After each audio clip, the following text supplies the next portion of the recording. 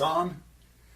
In this video, we're going to delve into one of the most beloved and best-known violin pieces of all time, Liebesleid by Fritz Kreisler. Before we get into the details of bowing and phrasing, let's think for a minute. What is this piece all about? Liebesleid means love's sorrow. What does that make you think of? For me, it suggests something very intense and tragic. Weeping and wailing. The world is coming to an end. We've all been there. Most of us, anyway. But this piece isn't like that. It's kind of wistful. Looking back fondly, perhaps on a delightful encounter. A short but brief acquaintance. A lovely special moment. Kreisler's music reflected the charm of Vienna at the turn of the century. He had the magical combination, the ability to tug at the emotions, hard on the sleeve, combined with aristocratic elegance and restraint. So, let's establish some basic elements. A basic tempo, a basic rhythmic feel, a basic tone quality and volume level, and some basic bow strokes. The basic feeling is tender and intimate, and the tone quality should reflect that.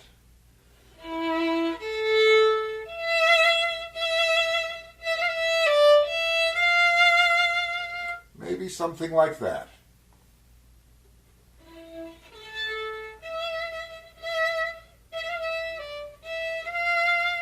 That's too soft.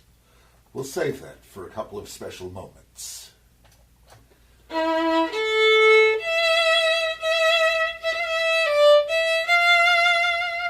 Too loud. Let's go with this one for the moment.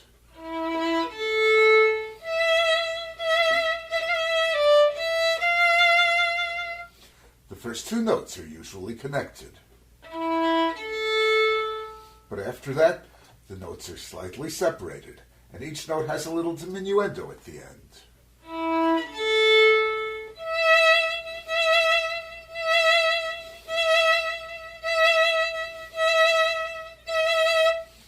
This is one of the elements that give this piece its special feel. So take a few minutes to play around with this bow stroke, perhaps a little longer. Perhaps a little shorter.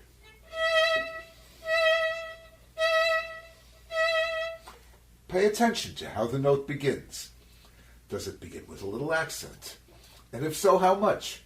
Pretty soon you'll find something that seems just right, knowing in advance that it won't stay the same for the entire piece, but also knowing that you have a basic bow stroke that you can come back to again and again. The next basic music element that we need to pay attention to is the piano part.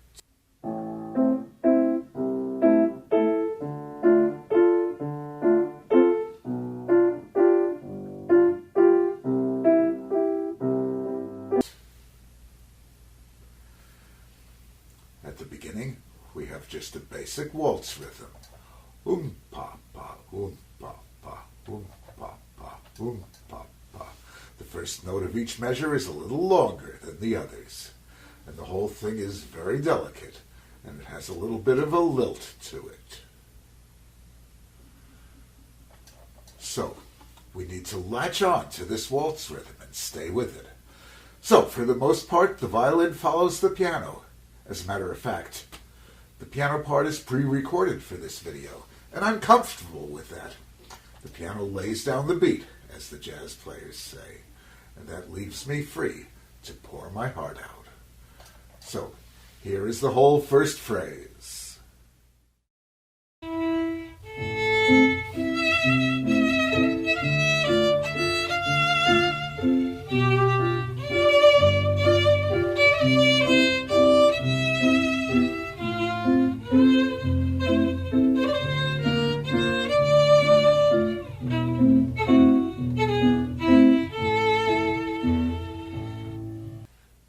To use the open A at the beginning. The next time I'll go to third position on the A. And I don't go up on the D string the first time. I'm saving that for later too.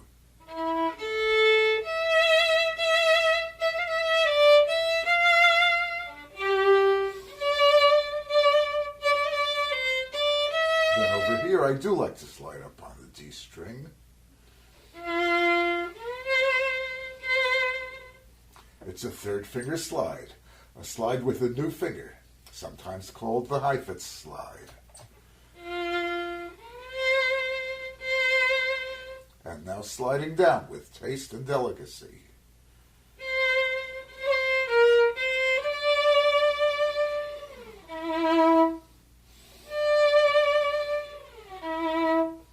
The slide happens on the third beat of the measure. 1, 2, 3. 1, 2, 3. 1, 2, 3. 1, 2. 1, 2, 3. Or perhaps the slide happens on the last eighth note of the measure. 1 and 2 and 3 and. 1 and 2 and 3 and.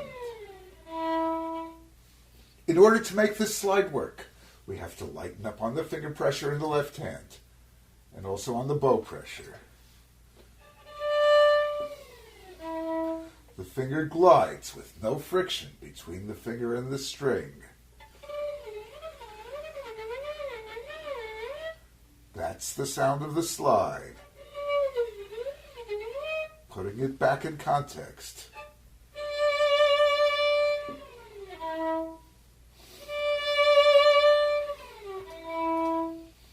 If there's too much finger pressure, it sounds like this. That's gross.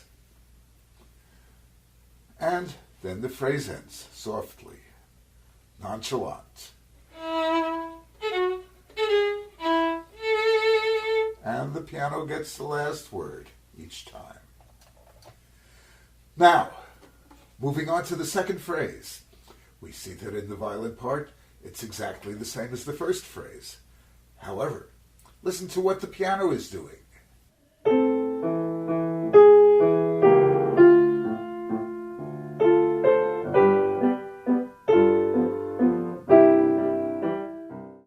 There's a whole new melody, a counter melody in the piano. It's now a duet.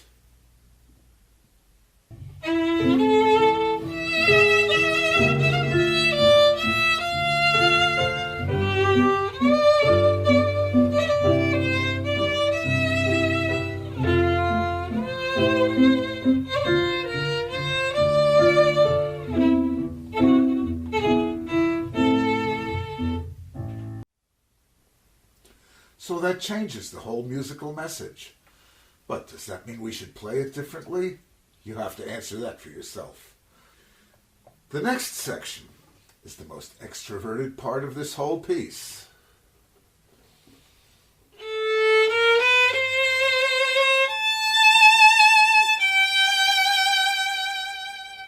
Finally, Mr. Kreisler is letting his guard down, and we get a glimpse of how powerful that short encounter really was. Take your time with the 3 upbeat notes.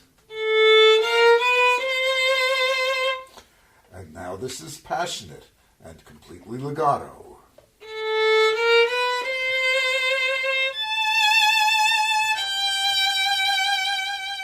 But then right away he backs off.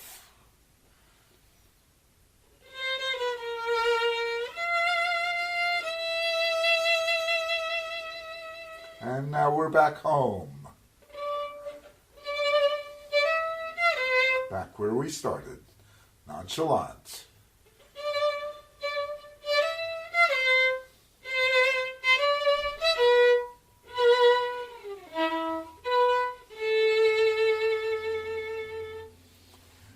Then, the next section is similar, but not so intense.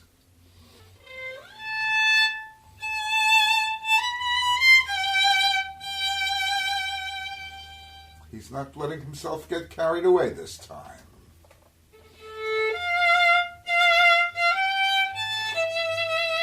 One, 2, 3. There's that little retard. The piano takes care of that.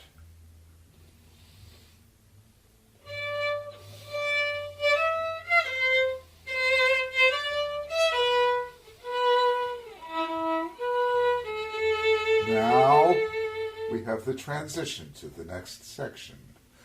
Make sure you observe the fermata on the E.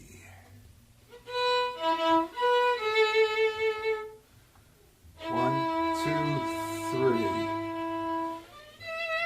That note should last 3 beats, with a diminuendo down to nothing. 1, 2, 3.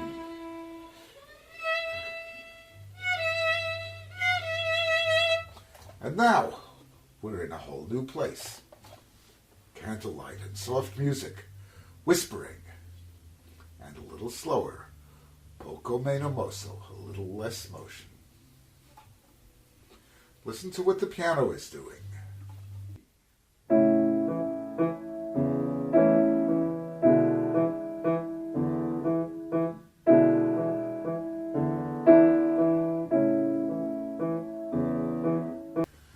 The waltz feeling is almost gone.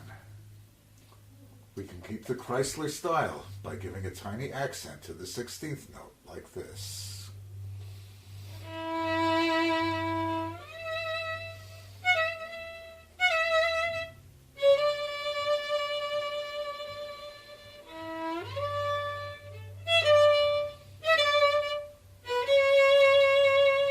But on the other hand, a lot of people like to play this part more lyrically.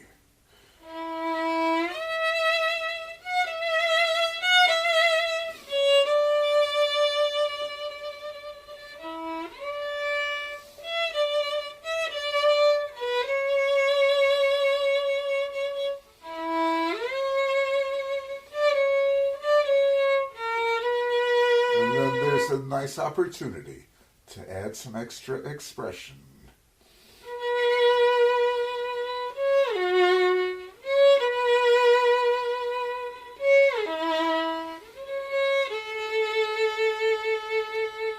If you like. So, that pretty much covers all the material. Before we finish, I want to mention the mystery of the grace notes. If we take a look at the score, we see that again and again, there's a 16th note followed by 2 grace notes. It sounds like this.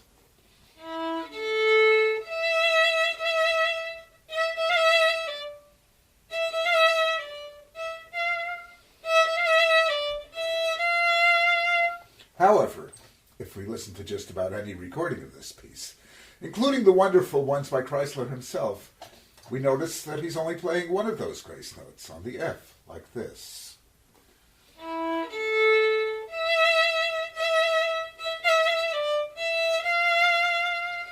That's so natural and graceful. I think we should play it that way too. Anyway, we've come to a recapitulation of sorts. The first section repeats, more or less. Then the second section repeats, more or less. Should we play the same way for the repetitions?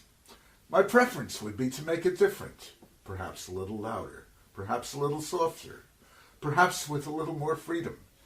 The possibilities are endless. And finally, we have the special violinistic moment at the end, going up for the harmonic on the D string.